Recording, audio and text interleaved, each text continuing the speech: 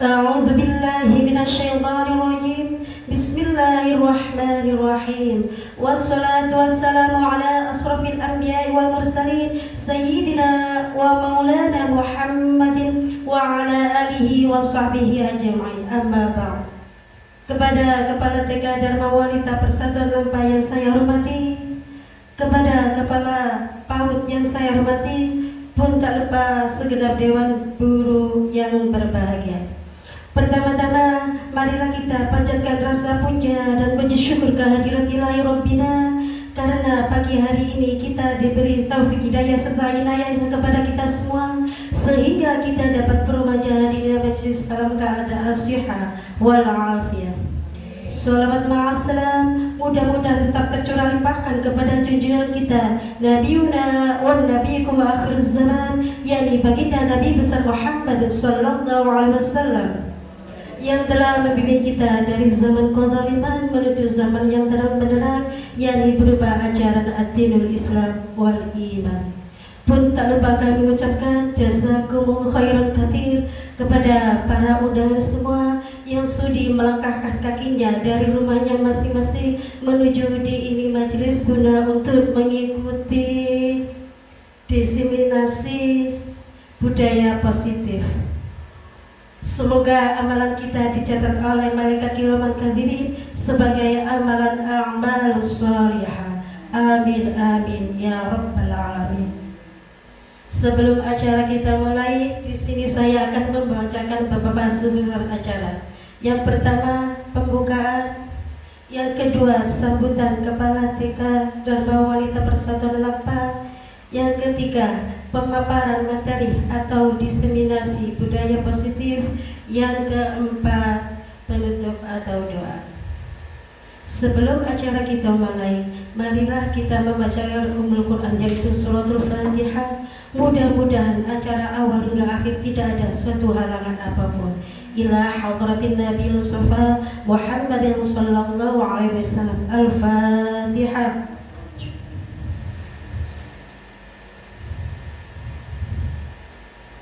Terima kasih. Untuk acara selanjutnya, yaitu sambutan yang akan disampaikan Kepala TK Dharma Wanita Persatuan Lempa. Kepadanya dipersilahkan.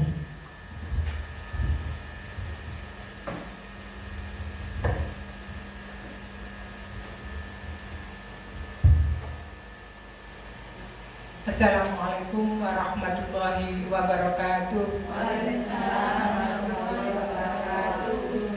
Bismillah, alhamdulillah, la haula wa la quwata illa billahil aliyyil azim. Rabbi shrah li sadri wa yassir li amri wahlul 'uqdatam min lisani yafqahu qawli. Amma ba'd.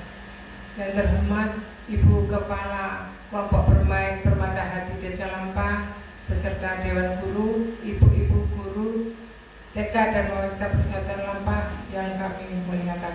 Alhamdulillah, puji syukur kehadirat Allah atas limpahan rahmatnya, nikmatnya. Pada pagi hari ini kita semua diberikan kekuatan, kemampuan, kemudahan lahir batin sehingga dapat berkumpul di sini dalam rangka acara diseminasi budaya positif. Ibu-ibu, atas nama Kepala TK, saya pribadi mengucapkan banyak terima kasih atas kerawan panjenengan sedaya, kehadiran panjenengan sedaya di sini, meluangkan waktu untuk menghadiri undangan yang sudah kami kirimkan kepada panjenengan semua. Ibu-ibu, mudah-mudahan kehadiran kita pada pagi hari ini benar-benar membawa manfaat, khususnya kita di dunia pendidikan ini. Atas nama Kepala TK juga mohon doanya semoga Bunda Firda dalam rangka pendidikan CGP ini dapat sukses, segera selesai, kurang lebih insya Allah bulan Oktober ini sudah selesai. Mudah-mudahan ilmu-ilmu yang beliau terima benar-benar bisa ditransfer ke kita semua, bisa disampaikan ke guru-guru yang lain, agar tidak hanya Bunda Firda aja yang bisa lebih baik, tapi semuanya semoga membawa manfaat bagi kita semuanya. Mungkin itu yang bisa Bu Siti sampaikan pada kesempatan pagi hari ini selaku Kepala TK. Kurang lebihnya mohon maaf. Diakhiri wabillahi taufiq wal hidayah wa ridha wal inayah ihdinas siratal mustaqim. Wassalamualaikum warahmatullahi wabarakatuh. Waalaikumsalam.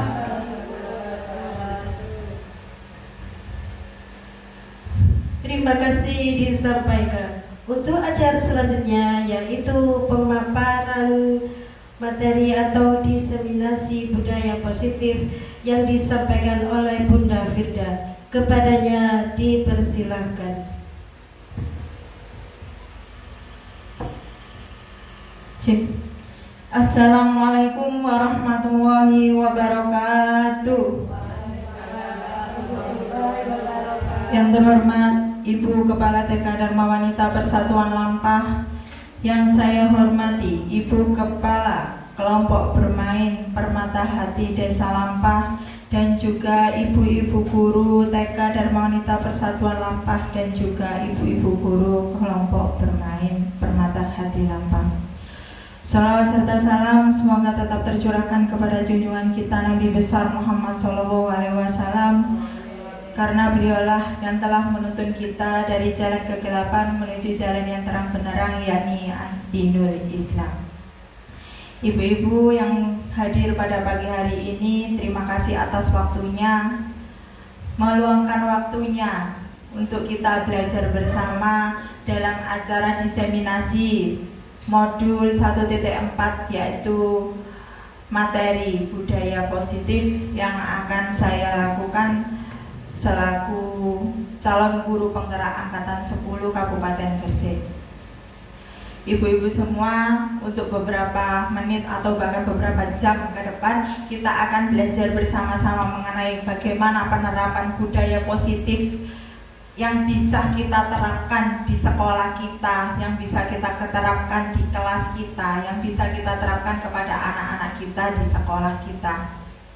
Nanti kita akan belajar bersama, saya akan memberikan pemahaman. Saya di sini bukan ingin menggurui, juga bukan, tapi di sini kita belajar bersama-sama. Saya mendapatkan materi, mendapatkan modul budaya positif ini di pendidikan guru penggerak. Saya sebelumnya belum pernah mendapatkan pembelajaran seperti ini, pembelajaran budaya positif seperti ini saya belum pernah. Jadi saya ketika mengikuti guru penggerak ini banyak sekali pelajaran ilmu yang saya dapatkan yang belum pernah saya dapatkan di luar sana. Di sini saya akan berbagi bersama apa yang sudah dapatkan kepada panjenengan semua. Sebelum saya masuk ke materi, alangkah baiknya biar kita semangat, biar kita nggak males mendengarkan saya beberapa jam ke depan untuk membacakan materi. Monggo ibu-ibu berdiri terlebih dahulu, kita ice breaking sebentar.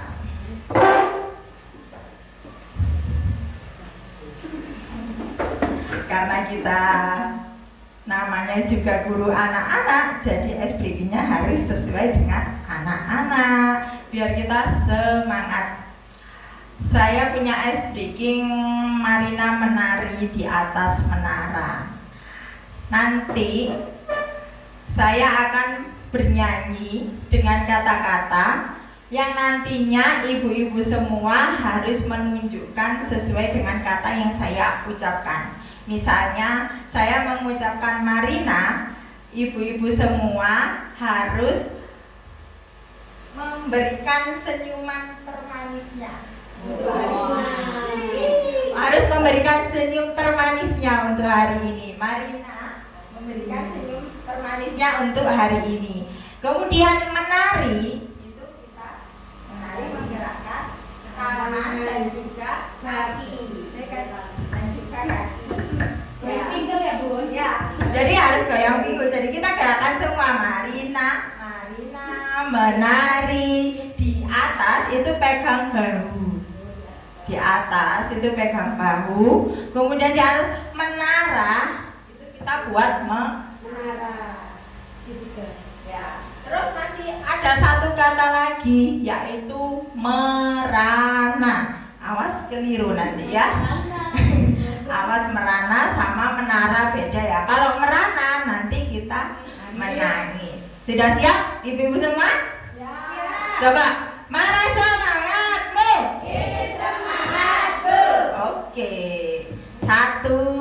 dua, tiga. Marina menari di atas menara, di atas menara.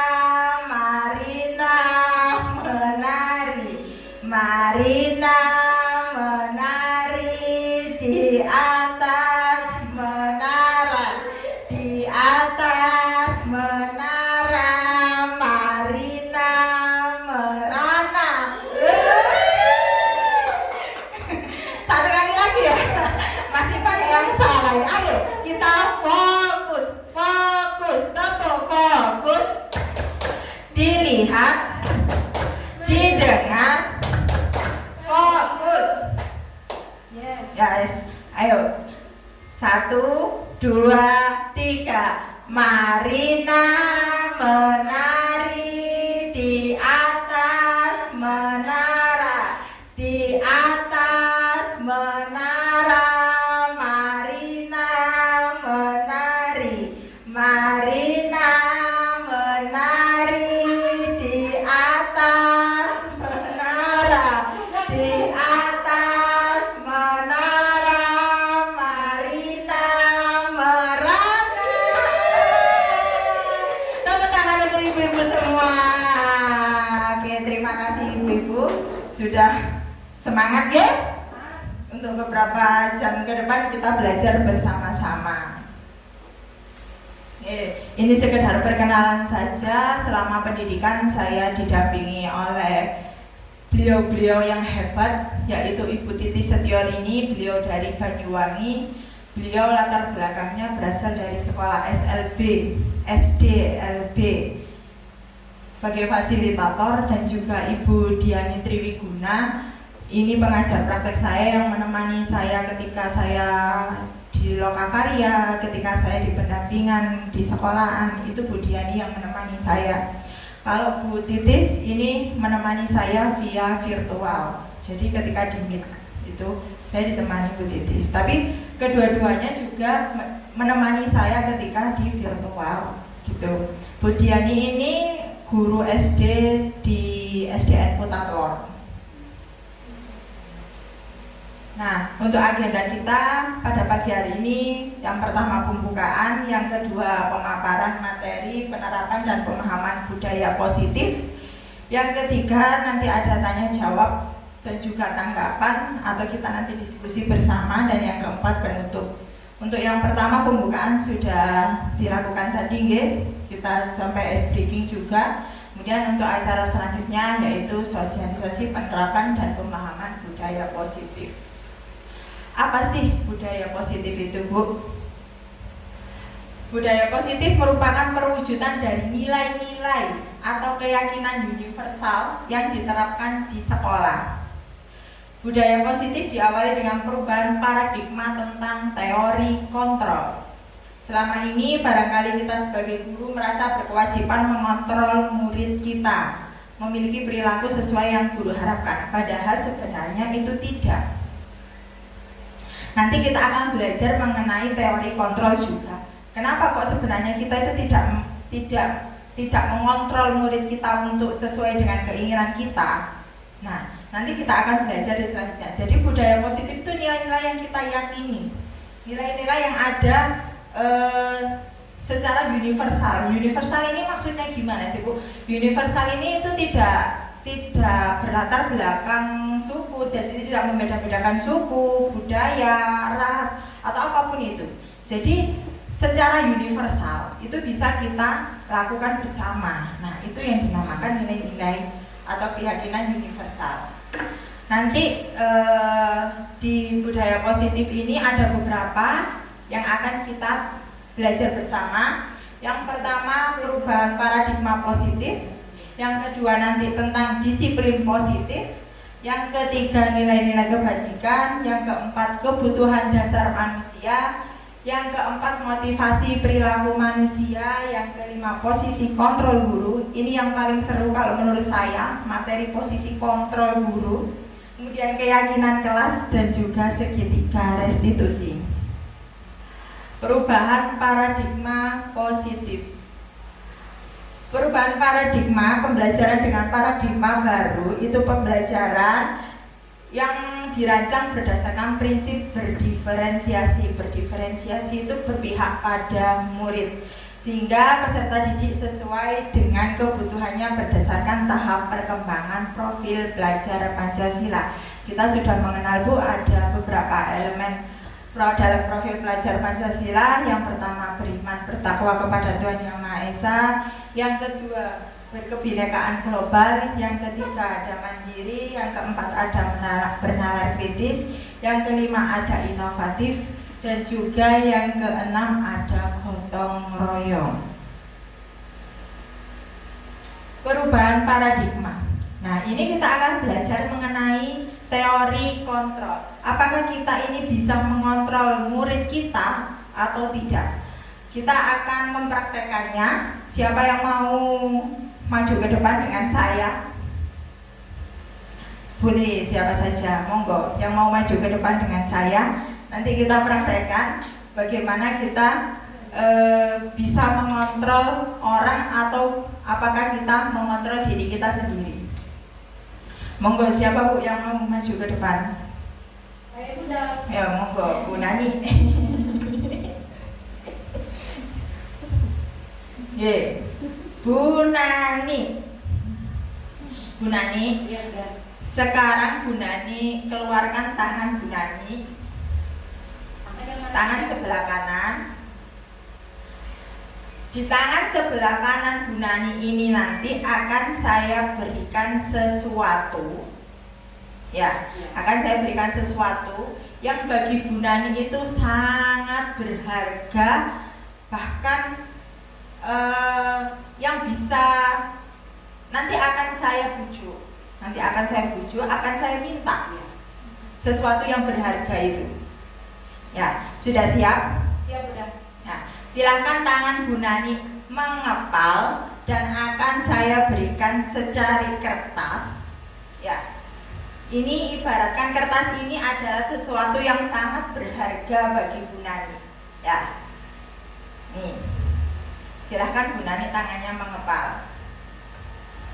Bu Nani, apakah saya boleh membuka kepalan tangan Bu Nani? Bu Nani, apakah saya boleh meminta yang Bunda Nani kepal tersebut? Tidak boleh. Bu Nani, kalau Bu Nani memberikan apa yang ada di kepala tangan Bunda Nani, nanti akan saya berikan hadiah. Terima kasih Bu Nani atas waktunya. Jadi begini Bu, mengenai posisi kontrol, sebenarnya seseorang itu tidak bisa mengontrol orang lain. Bahkan seseorang itu hanya bisa mengontrol dirinya sendiri. Bu Nani tadi mau membuka kepalan tangannya karena dia diiming-iming hadiah. Nanti pemberian hadiah ini juga akan berpengaruh pada kehidupan selanjutnya. Nanti kita juga akan belajar di sana. Sebenarnya Bu, posisi kontrol kita yang bisa mengontrol itu diri kita sendiri. Orang lain itu tidak pernah bisa mengontrol meskipun dia dengan bujukan. Siapakah yang sesungguhnya memegang kontrol atas menutup kepalan tangan dan juga menutup tangannya? Ya, tentu kita sendiri yang memegang kontrol atas kepalan kita. Apakah kita akan membuka atau menutupkan tangan itu bergantung pada diri kita masing-masing sesuai dengan kebutuhan dasar kita. Mungkin Bu Nani tadi saya berikan hadiah memenuhi kebutuhan dasarnya, karena nanti ada beberapa kebutuhan dasar manusia yang mungkin akan terpenuhi ketika Bu Nani membuka tangannya tadi. Misalnya saja apa? Misalnya mungkin karena kesenangan, karena mendapatkan hadiah. Ya.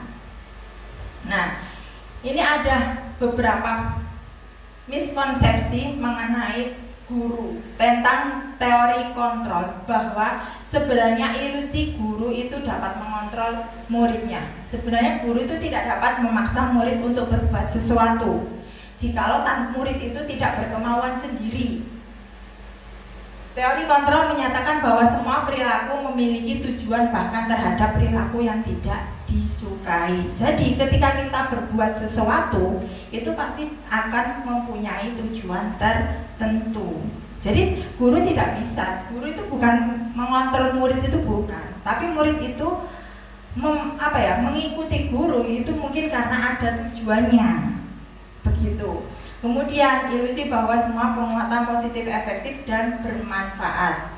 Penguatan positif atau bujukan adalah bentuk-bentuk kontrol. Nah, tadi itu ya yang saya puji itu termasuk kontrol. Segala usaha untuk mempengaruhi murid agar mengulangi suatu perilaku tertentu adalah suatu usaha untuk mengontrol murid tersebut.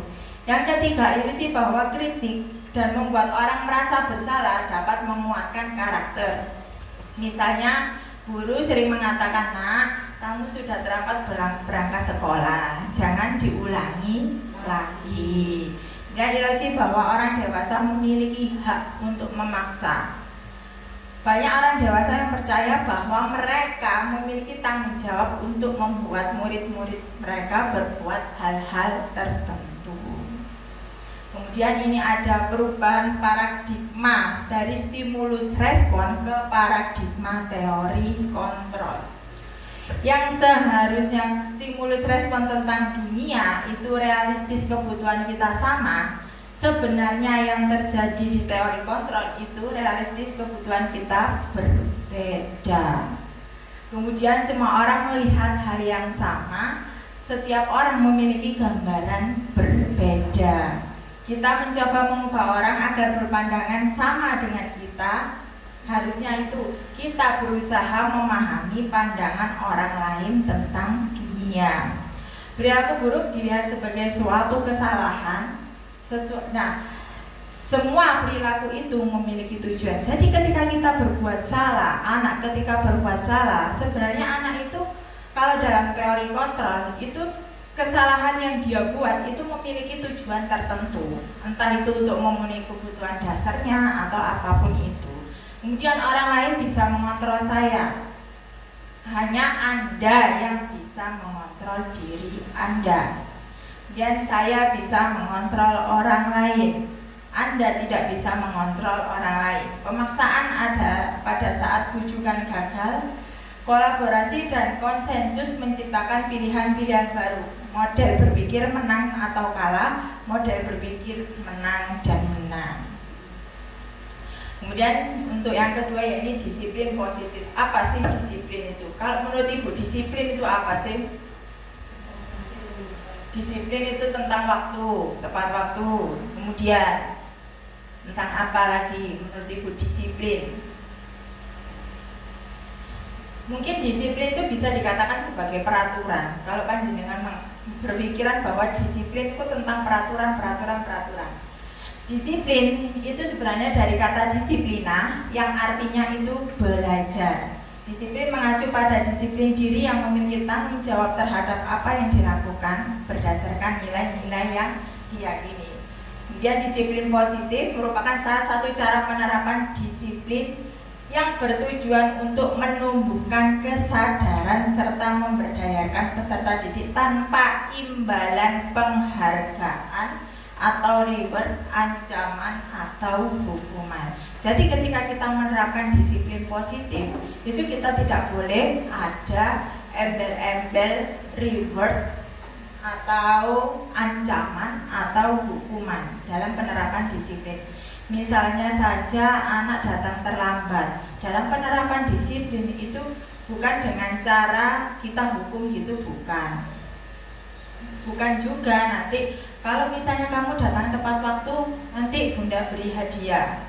Nah, cara-cara seperti itu adalah cara-cara yang salah, bukan penerapan disiplin positif. Nah, tugas kita sebagai pendidik adalah menciptakan peserta didik yang memiliki disiplin diri sehingga mereka berperilaku mengacu kepada nilai-nilai kebajikan universal dan memiliki motivasi intrinsik dalam perubahan perilaku ke arah yang lebih baik. Jadi kita sebagai pendidik itu menuntun anak-anak untuk menerapkan disiplin diri yang nantinya itu disiplin itu bukan karena dia melakukan itu karena dia takut, tapi karena dia ada motivasi dalam dirinya sendiri, bukan karena nanti aku dimarahin ibu ini kalau nggak ngerjain PR misalnya seperti itu, bukan seperti itu, tapi dia akan berbuat mendisiplinkan dirinya itu karena dia ada rasa muncul dalam dirinya sendiri, bukan karena dorongan eksternal. Dan nilai-nilai kebajikan. Nah, nilai-nilai kebajikan adalah nilai-nilai yang kita sepakati bersama. Nah, ini yang lepas dari suku, bangsa, agama, bahasa maupun latar belakangnya. Nah, nilai-nilai kebajikan yang ingin dicapai oleh setiap individu anak Indonesia adalah kita kenal sebagai profil belajar Pancasila. Kebutuhan dasar manusia. Kebutuhan dasar manusia adalah segala sesuatu yang dibutuhkan oleh manusia untuk mempertahankan keseimbangan fisiologis, biologis, psikologis yang bertujuan untuk mempertahankan kehidupan dan kesehatan. Kebutuhan dasar manusia itu Ibu ada 5. Yang pertama, ini menurut William Glasser, yang pertama itu ada penguasaan, yang kedua kasih sayang dan rasa diterima, yang ketiga bertahan hidup, yang keempat kesenangan, dan yang kelima itu kebebasan.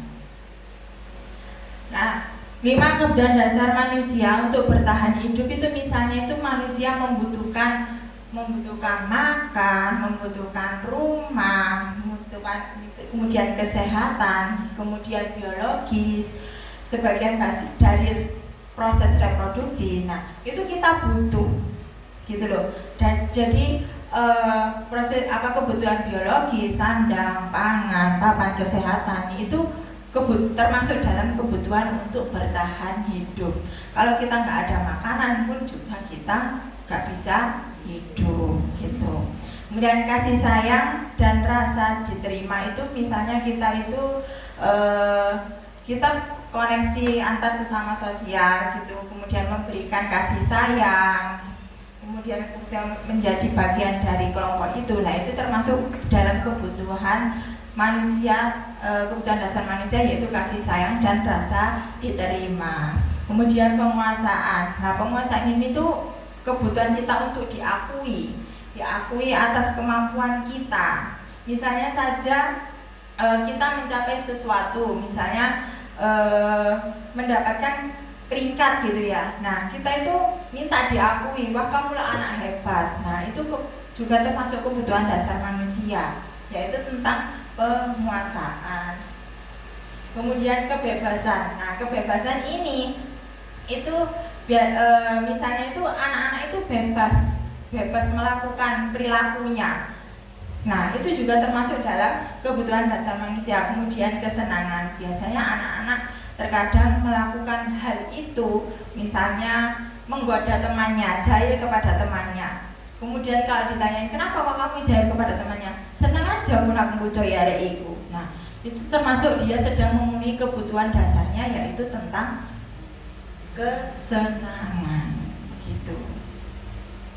Nah, motivasi perilaku manusia.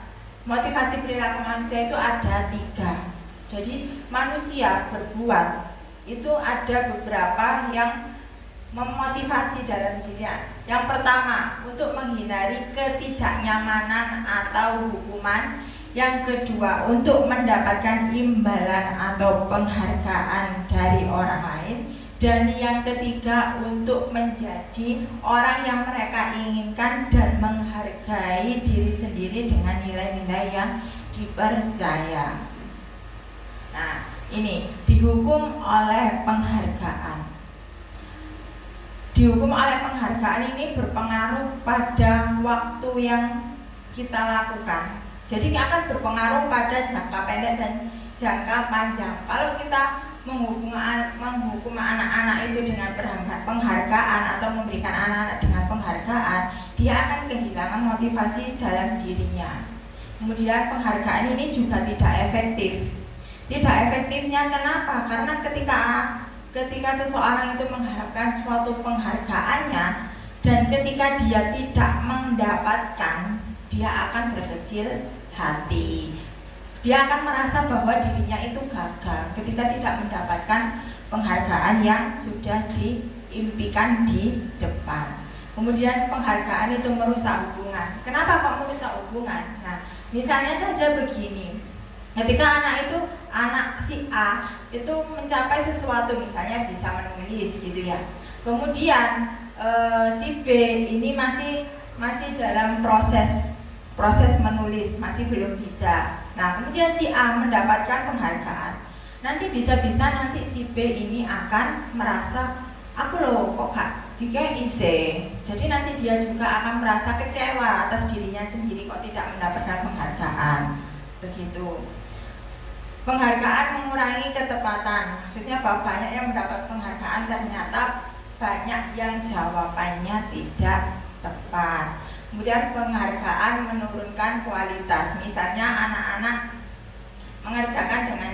mengerjakan tugas cepat ya. Kemudian mendapatkan hadiah. Ketika di lain waktu dia selesai dengan cepat tapi tidak mendapatkan penghargaan dari gurunya, maka dia akan sulit untuk berkembang, berhenti berkembang, dia gak akan berkembang lagi kalau dia tidak, karena dia sudah berusaha untuk cepat agar dia mendapat penghargaan, akan tetapi guru tersebut tidak memberikan penghargaan. Kemudian penghargaan mematikan kreativitas. Misalnya murid-murid diminta berpikir mengenai hadiah atau penghargaan yang bisa mereka dapatkan bila berhasil menulis sebuah puisi. Kalau dia berhasil menulis puisi, dia akan mendapatkan penghargaan. Tapi kalau dia sudah berhasil menulis puisi terus tidak diberikan penghargaan, dia pasti akan merasa males. Jadi, halah wis lah lapo sih, enggak usah lah koyo ngono maneh. Dia pasti bakalan berpikiran seperti itu. Akhirnya males. Akhirnya dia tidak mau berkembang akan dirinya, tidak mau mengembangkan kreativitasnya, misalnya untuk menulis puisi tersebut. Kemudian penghargaan menghukum. Penghargaan menghukum mereka yang tidak mendapatkan penghargaan, misalnya dalam sistem ranking. Mereka yang mendapatkan ranking 2, mereka akan merasa bahwa dirinya itu terhukum atau gagal. Motivasi dari dalam diri. Ketika anak usia dini mampu belajar menulis, itu sudah merupakan sebuah penghargaan atas pencapaian dirinya. Akan tetapi jika mereka diberikan lagi sebuah penghargaan atas pencapaiannya, sama saja kita mengambil kegembiraan atas pencapaiannya. Jadi ketika anak usia dini sudah bisa belajar menulis, itu sudah merupakan kebanggaan dalam dirinya sendiri. Akan tetapi kalau kita berikan lagi penghargaan, nah itu juga akan mengambil kegembiraan atas pencapaiannya yang sudah dia rasakan dalam dirinya sendiri. Nah, konsep disiplin dengan identitas gagal. Kenapa sih kok dengan dikatakan gagal? Nah, coba saya tanya kepada ibu-ibu semua, apakah ibu-ibu masih menerapkan hukuman di kelas? Ya. Apakah ibu-ibu masih menerapkan penghargaan di kelas? Terkadang. Ya, gak apa-apa. Memang dalam hukuman itu lebih kepada, kalau hukuman itu lebih kepada fisik, ya, lebih kepada fisik anak. Jadi nantinya itu hukuman itu pasti akan diingat anak itu. Aku loh pernah dihukum bu guru itu seperti ini.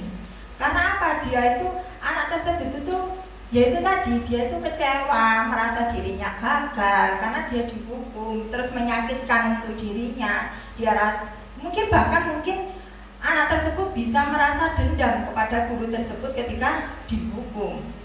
Nah, makanya itu dalam konsep disiplin, hukuman dan penghargaan ini termasuk dalam identitas gagal. Hukuman itu karena menyakitkan, kemudian tidak nyaman bagi murid, kemudian murid itu takut, terus guru juga ada. Kalau hukuman itu guru itu memaksa, kemudian murid menyembunyikan masalah, kemudian murid menjadi rendah diri. Bisa jadi karena dia berbuat salah, terus dia bersembunyi di balik kesalahannya, tidak mau ngomong jujur kepada kita. Karena apa? Karena dia takut dihukum. Kemudian penghargaan ini tidak efektif diberikan. Kenapa kok tidak efektif diberikan? Begini Ibu, dalam menerapkan konsep disiplin positif, penghargaan itu sebenarnya sudah tidak diperlukan lagi. Akan tetapi kita bisa memberikan anak tersebut dengan apa? Nanti kita akan memberikan penerapan yang namanya itu segitiga restitusi. Segitiga restitusi itu nanti sebuah konsep disiplin yang anak itu di situ itu suatu langkah untuk menciptakan anak itu bertanggung jawab atas dirinya sendiri, begitu. Kemudian merusak hubungan, jelas. Nanti yang satu dapat, yang satu tidak dapat. Nah, itu pasti merusak hubungan. Kemudian mematikan kreativitas, menghukum dengan sistem ranking, merampas hak menghargai dirinya sendiri. Kemudian konsep disiplin dengan identitas sukses.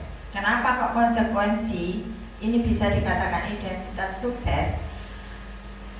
Mungkin beberapa persen konsekuensi ini bisa dikatakan sebagai identitas sukses. Akan tetapi nantinya penguatannya itu hanya dalam jangka pendek, tidak bisa berkelanjutan. Kemudian perlu monitoring berkelanjutan, kemudian perlu adanya stimulus dan respon. Jadi kalau konsekuensi itu kita beritahu anak itu berbuat salah di mana, kemudian konsekuensi yang harus dilakukan itu apa. Jadi harus ada stimulus dan juga respon. Kemudian murid menghormati peraturan, kemudian kehilangan waktu untuk merenungi kesalahan. Jadi dia tidak akan merenungi kesalahan karena dia sudah tahu akan konsekuensinya. Beda lagi dengan restitusi.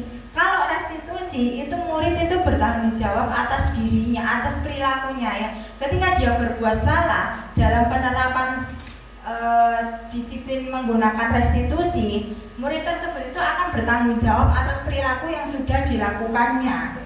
Kemudian juga fokus pada pemecahan masalah. Dalam tahapan segitiga restitusi, nanti guru itu akan membantu murid itu untuk bersama-sama memecahkan masalah yang sudah murid itu lakukan.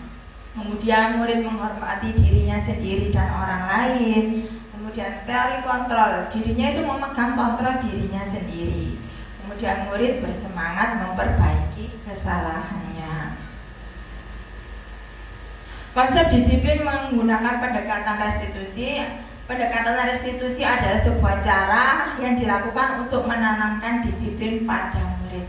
Apa sih pengertian restitusi itu? Pengertian restitusi adalah menciptakan kondisi bagi murid untuk memperbaiki kesalahan mereka sehingga mereka bisa kembali kepada kelompok mereka dengan karakter yang lebih kuat.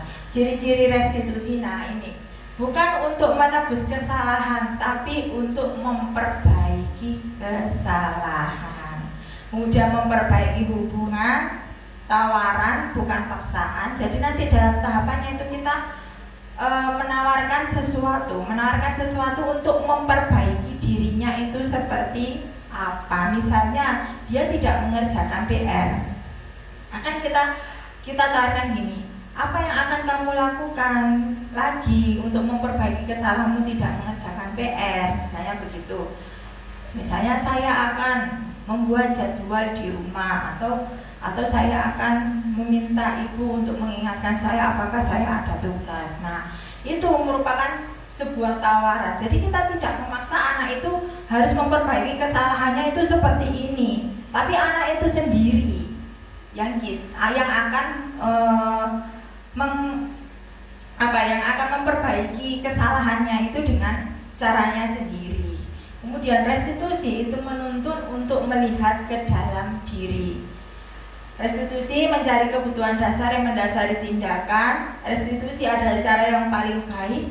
Restitusi fokus pada karakter, bukan tindakan. Restitusi fokus pada solusi. Dan restitusi mengembalikan murid yang berbuat salah kepada kelompoknya. Biar apa? Biar tidak ketika anak itu berbuat salah, itu tidak lagi ketika kita menerapkan segitiga restitusi, itu anak itu tidak jadi hal yang ketika di teman-temannya itu dia itu tetap diterima baik oleh teman-temannya. Jadi teman-temannya pun tidak beranggapan bahwa hari itu lo kok ngene terus tidak beranggapan seperti itu. Kemudian perbedaan, apa sih perbedaannya antara hukuman, konsekuensi, dan juga restitusi? Misalnya saya ambil kasus anak sering tidak mengerjakan tugas atau PR. Kalau hukuman, dia itu mengarah kepada fisik anak. Dia itu akan menjadi takut, dia akan menjadi merasa dendam kepada guru tersebut. Nah, ini misalnya guru menghukum siswa tersebut hormat bendera selama 10 menit. Guru marah dan murid takut. Kemudian kalau konsekuensi itu guru memberikan konsekuensi untuk mengerjakan PR-nya saat istirahat atau dikerjakan sebanyak 3 kali lipat. Kemudian kalau guru tegas dan siswa menghormati peraturan. Kalau konsekuensi ini siswa itu berbuat itu karena ada peraturan. Akan tetapi kalau restitusi itu guru menanyakan keyakinan kelas yang dapat membantu siswa dalam menyelesaikannya. Kemudian guru terbuka dan siswa menghormati dirinya dan orang lain. Posisi kontrol guru. Dari kelima posisi tersebut, saya mau tanya kepada ibu-ibu satu persatu. Bunda Nani, panjenengan dari kelima posisi kontrol guru ini kepada murid, panjenengan berada di mana? Menjadi teman. Menjadi teman. Ya. Kemudian Bunda Siti, manajer. Bunda Eki, Manajer. Bunda Heni, teman. Gurumu, Bu N, Teman. Bu Asih, Ya, teman. Bu Ika. Nah, kebanyakan dari beberapa guru di sini posisi kontrolnya adalah sebagai teman. Kita ulas satu persatu bagaimana posisi kontrol guru. Contoh penerapan 5 posisi kontrol guru, misalnya dalam sebuah kasus siswa tidak memakai atribut lengkap saat upacara. Kalau kita sebagai penghukum, kita pasti bilang bahwa patuhi aturan sekolah, lalu berdiri di depan barisan. Kalau kita sebagai penghukum. Kalau kita sebagai pembuat merasa bersalah, itu gini, kita sebagai guru itu mengatakan kepada anak sehingga anak itu merasa bersalah pada dirinya. Jadi bisa bilang gini, berapa kali Bu Guru harus memberitahu kamu, Bu Guru kecewa sama kamu. Nah, itu kan anak itu kan akhirnya kan dia merasa bersalah karena Bu Gurunya mengatakan Bu Guru kecewa sama kamu. Tidak boleh ya. Kemudian kalau teman, ayolah yang tertib, buat Bu Guru bangga, kali ini tidak apa-apa, kamu salah. Kemudian ada pemantau. Pemantau ini kita memantau murid-murid kita. Kamu sudah melanggar, apa peraturan dan konsekuensinya? Kemudian manajer, apakah kamu tahu kesalahanmu? Kira-kira bagaimana kamu akan memperbaiki kesalahan ini? Dari kasus ini, dari kasus siswa tidak memakai atribut lengkap pada saat upacara, menurut panjenengan, kalau diterapkan paling enak itu yang mana? Manajer. Kita sebagai guru akan belajar menghadapi perilaku murid sebagai manajer, bukan lagi sebagai teman dan juga bukan lagi sebagai pemantau. Ya, jadi kita sebagai guru itu berusaha untuk dalam menangani perilaku anak-anak di sekolah kita yang melanggar itu sebisa mungkin kita menerapkan perilaku, yaitu posisi kontrol sebagai seorang manajer. Kemudian keyakinan kelas. Mengapa sih kok diperlukan keyakinan kelas? Mengapa kok tidak peraturan kelas saja? Di sini ada beberapa suatu kasus. Mengapa kita memiliki peraturan tentang penggunaan helm pada saat mengendarai kendaraan roda 2 atau motor? Itu karena untuk keselamatan. Yang kedua, mengapa kita memiliki peraturan tentang penggunaan masker dan mencuci tangan setiap saat? Karena untuk kesehatan. Dari kedua kasus ini tuh merupakan peraturan atau keyakinan kelas? Ataukah keyakinan? Ulangi udah. Jadi dari dua kasus ini, misalnya, mengapa kita memiliki peraturan tentang penggunaan helm pada saat mengendarai kendaraan roda 2 atau motor? Jawabannya karena untuk keselamatan. Kemudian, mengapa kita memiliki peraturan tentang penggunaan masker dan mencuci tangan setiap saat? Itu jawabannya karena untuk kesehatan. Kita melakukan hal ini itu karena peraturan apa karena keyakinan? Peraturan. Kalau menggunakan dalam peraturan. Ayo apa? Ayo. Mengapa kita memiliki peraturan tentang penggunaan helm pada saat mengendarai kendaraan roda 2 atau motor? Karena untuk keselamatan. Ya, yakin karena untuk keselamatan diri kita sendiri. Kemudian ini, mengapa kita memiliki peraturan tentang penggunaan masker, mencuci tangan setiap saat? Ya karena untuk kesehatan agar kita terlindungi. Yakin, jadi keyakinan kita. Berarti itu merupakan ada motivasi dari eksternal apa internal?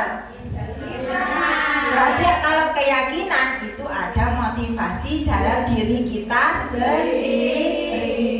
Tapi kalau peraturan itu ada dari eksternal. Nah, keyakinan kelas adalah nilai-nilai kebajikan universal yang disepakati secara tersirat maupun tersurat, lepas dari latar belakang suku, bahasa, maupun agama. Keyakinan kelas ini diterapkan supaya anak didik bisa bertanggung jawab atas apa yang dilakukannya dengan tujuan mereka, yaitu memiliki nilai-nilai kebajikan universal. Nilai kebajikan menekankan pada keyakinan seseorang untuk lebih memotivasi dirinya sendiri tanpa ada motivasi dari orang lain. Nah, bagaimana sih pembentukan keyakinan? Bagaimana pembentukan keyakinan kelas? Keyakinan kelas ini bersifat abstrak daripada peraturan, berupa pernyataan universal, pernyataan secara umum, kemudian dibuat dalam bentuk positif, sedikit saja namun mudah diingat. Jadi kalimatnya dalam menggunakan keyakinan kelas itu sedikit saja tapi mudah diingat oleh anak-anak. Kemudian dapat diterapkan di kelas.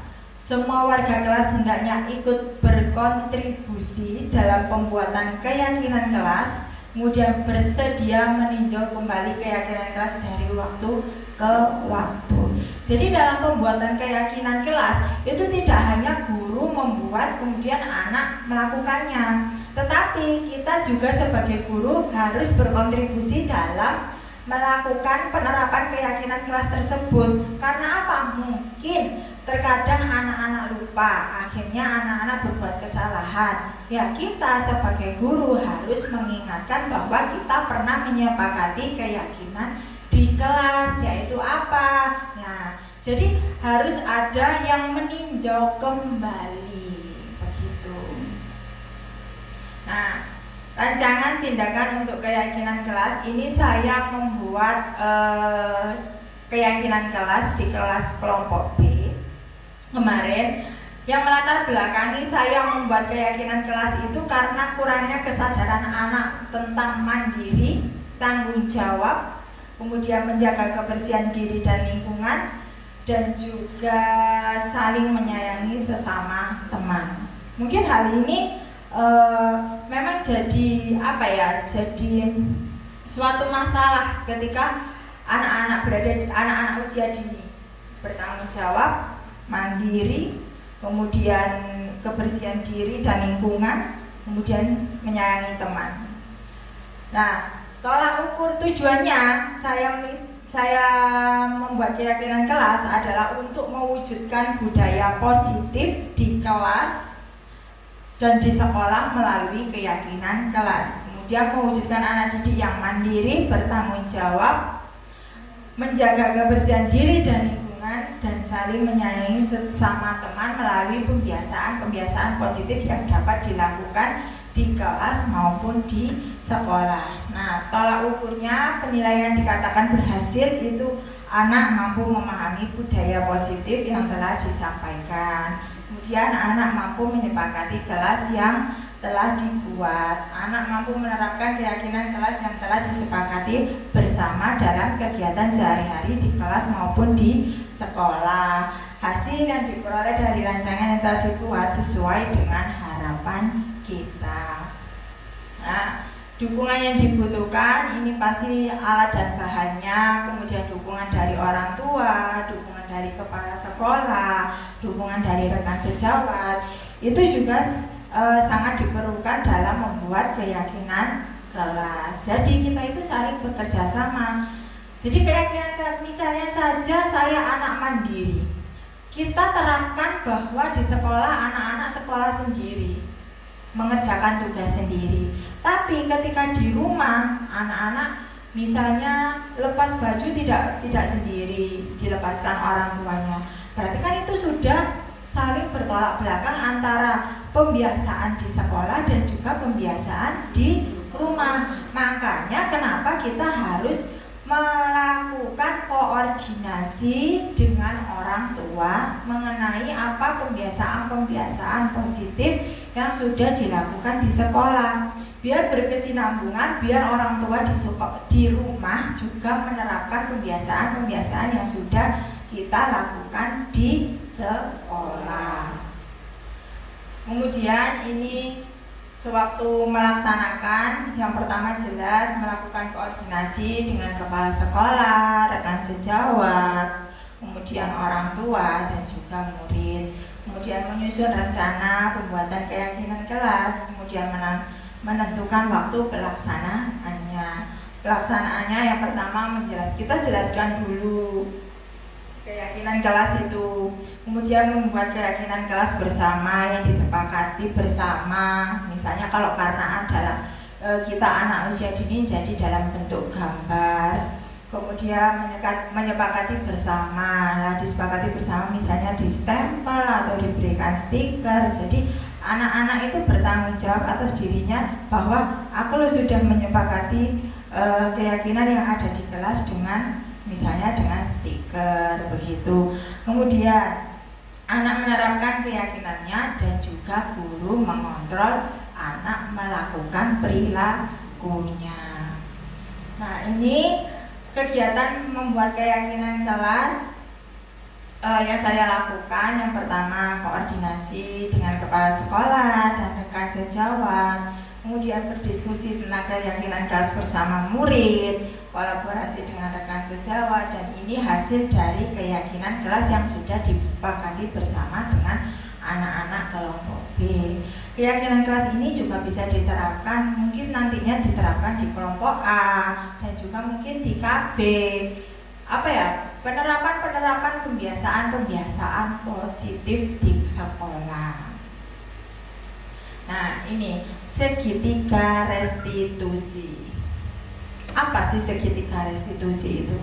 Segitiga restitusi adalah suatu proses dialog yang dijalankan guru agar menghasilkan murid yang merdeka dan bertanggung jawab. Restitusi juga merupakan proses kolaboratif yang mengajarkan murid untuk mencari solusi untuk masalah mereka sendiri dan membantu murid berpikir tentang orang seperti apa yang mereka inginkan dari perilaku yang dia buat tadi dan bagaimana mereka harus memperlakukan orang lain. Ini dalam bukunya Gosen pada tahun 2004. Nah, tahapan segitiga restitusi itu ada 3. Yang pertama, menstabilkan identitas. Yang kedua, validasi tindakan yang salah. Dan yang ketiga, itu menanyakan keyakinan. Pada tahap menstabilkan identitas, itu mengubah dari anak yang merasa bersalah atau gagal, itu menjadi anak yang sukses. Misalnya kata-kata yang bisa kita ajukan ketika anak-anak berbuat salah. Misalnya berbuat salah dalam hal mengganggu temannya ketika bermain. Bisa kita stabilkan, kita terapkan segitiga restitusi itu dengan kalimat-kalimat seperti ini. Berbuat salah itu tidak apa-apa. Tidak ada manusia yang sempurna. Saya juga pernah melakukan kesalahan seperti itu. Kita bisa menyelesaikan ini. Bapak Ibu tidak tertarik mencari siapa yang salah, tapi Bapak Ibu ingin mencari solusi permasalahan ini. Jadi penerapan segitiga restitusi itu mengajak anak untuk berdialog, sehingga anak itu dengan kita tuntun, itu anak tersebut akan bertanggung jawab atas perilaku yang dia lakukan. Kemudian yang kedua, itu validasi tindakan yang salah. Tahapan yang kedua yaitu validasi tindakan yang salah, bahwa semua perilaku itu memiliki alasan. Nah, pada dasarnya tindakan yang dilakukan itu untuk memenuhi kebutuhan dasarnya. Balik lagi kepada kebutuhan dasar manusia tadi yang ada 5. Misalnya kasih sayang, penguasaan, kesenangan. Jadi anak-anak berbuat salah tersebut, berbuat perilaku yang salah, itu karena dia ingin memenuhi kebutuhannya. Misalnya saja dia merebut mainan, kemudian temannya nangis. Terus kalau ditanya, kenapa kok kamu merebut mainan temanmu? Kalau ditanya, sampai temanmu nangis. Terus kalau dia jawabnya, senang aja bun, saya lihat kok dia menangis. Aku senang loh bun ngudoi si A gitu. Berarti dia sedang ingin memenuhi kebutuhannya, yaitu apa? Kesenangan. Jadi dalam tahapan validasi tindakan yang salah, itu kita menuntun anak-anak untuk mengetahui kebutuhan apa yang sedang ingin dia peroleh atau yang sedang ingin dia inginkan, begitu. Jadi kita bisa dalam penerapannya, kita bisa menggunakan kalimat-kalimat seperti ini. Misalnya, padahal kamu bisa melakukan yang lebih buruk dari ini ya. Tapi kita ketika dalam validasi tindakan yang salah, kita tidak boleh menjudge anak tersebut dengan kata-kata yang kasar atau kata-kata yang keras.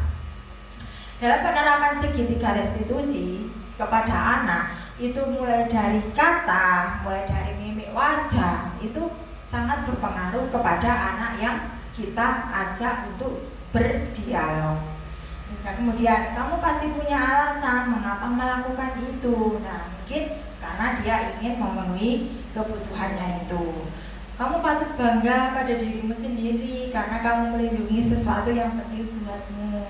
Kamu boleh mempertahankan sikap itu, tapi kamu harus menambahkan sikap yang baru. Kemudian yang ketiga, menanyakan keyakinan. Nah, ketika kita sudah membuat keyakinan di kelas kita, ketika anak berbuat perilaku yang salah atau tidak sesuai dengan keyakinan yang sudah disepakati, kita bisa mengingatkan kepada anak tersebut, ayo kita di kelas kita pernah menyepakati misalnya kita harus saling menyayangi teman, harus saling menghormati teman, jadi tidak boleh berantem seperti itu. Misalnya Jadi anak itu melihat kesalahannya yang telah dibuat kemudian dihubungkan dengan norma sosial dan nilai-nilai yang sudah dipercaya. Misalnya apa yang kita percaya di kelas atau di keluarga. Kemudian apa nilai-nilai umum yang telah kita sepakati. Apa bayangan kita tentang kelas yang ideal. Kamu mau jadi orang yang seperti apa? Jadi kita tanyakan apa nilai-nilai yang sudah diyakini pada diri anak tersebut. Nah, nilai-nilai yang diyakini juga nilai-nilai kebajikan universal. Jadi yang secara umum, misalnya dia bertanggung jawab, menyayangi teman, itu kan secara umum. Nah, ini saya kemarin juga praktek dalam penerapan segitiga restitusi. Saya mencoba yang kasus pertama yang dilakukan oleh Ananda Adar ini itu dia memercikan air kepada temannya saat mencuci tangan. Saya tanya dalam tahapan 1 yaitu menstabilkan identitas. Saya tanya kenapa kok apa yang dilakukan tadi sewaktu mencuci tangan. Dia bilang dengan jujur bahwa saya memercikan air kepada baju temannya. Terus kemudian langkah keduanya yaitu validasi tindakan yang salah. Nah, apakah boleh memercikan baju itu? Tidak boleh. Terus kemudian keyakinannya, menanyakan keyakinan itu, saya bertanya apa yang sudah disepakati di kelas, bahwa yang disepakati di kelas itu menghormati sesama teman.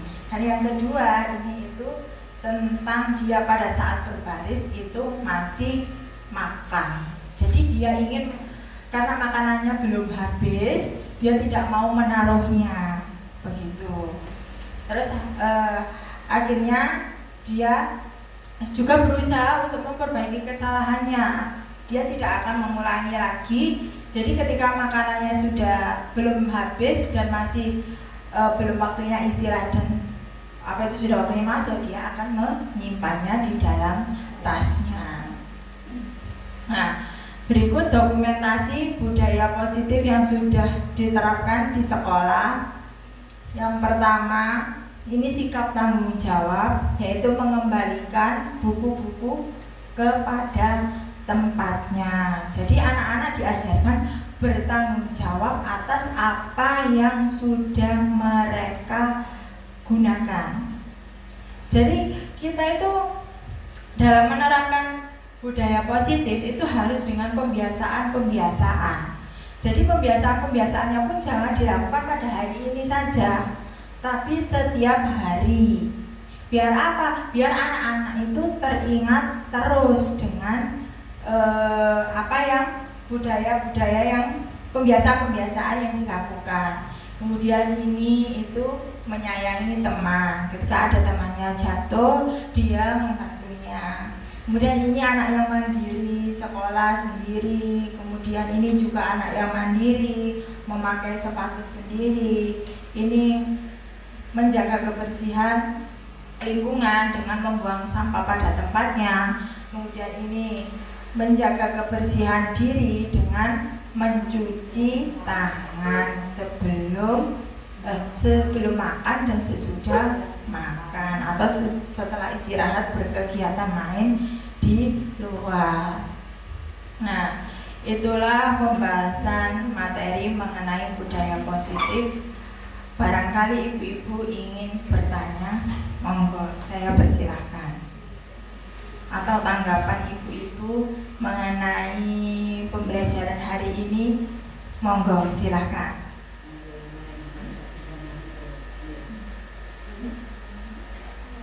Monggo Bunda Egi.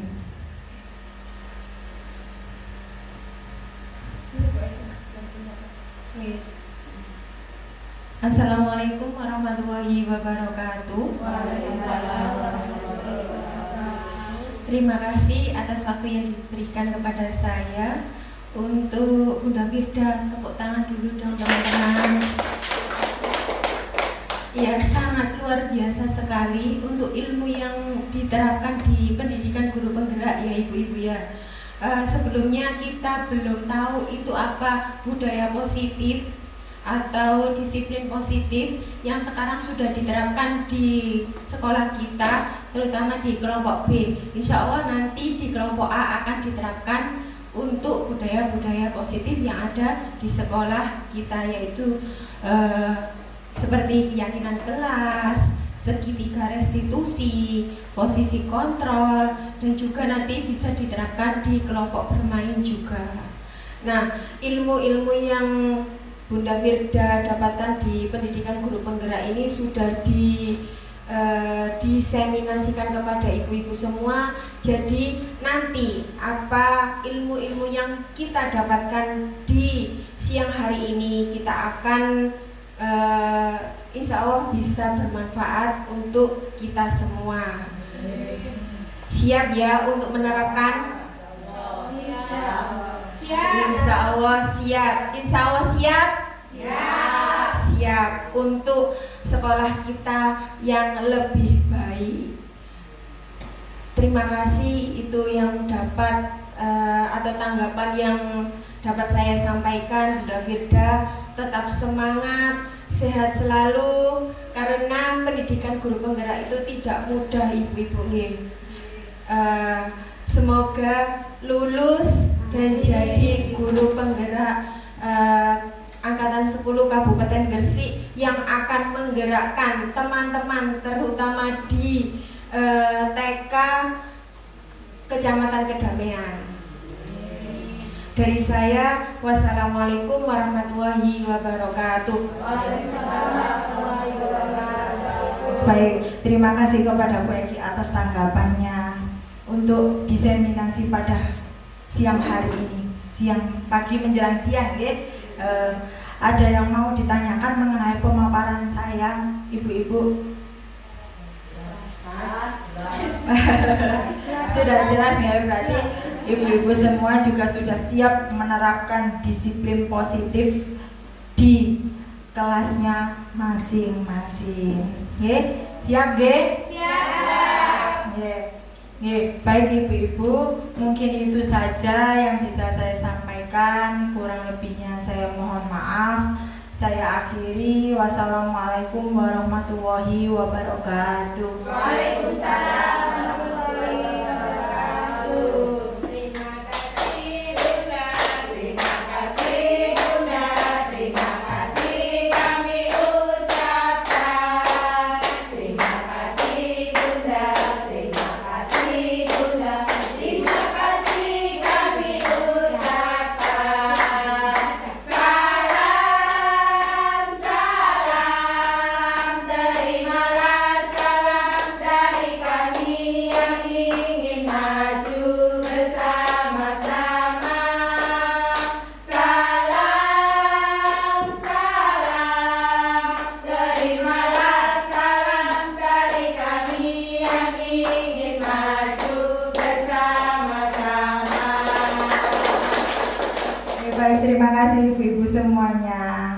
Satu kata dari saya, mari kita bergerak untuk mensukseskan pendidikan yang lebih baik.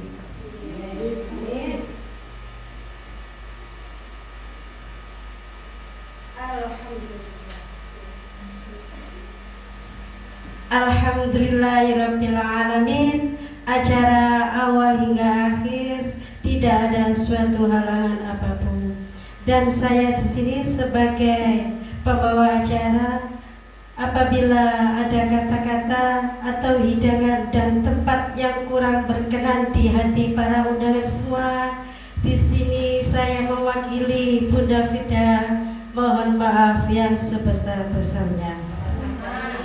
Kami akhiri, ihdinas siratal mustaqim. Tsumma assalamualaikum warahmatullahi wabarakatuh.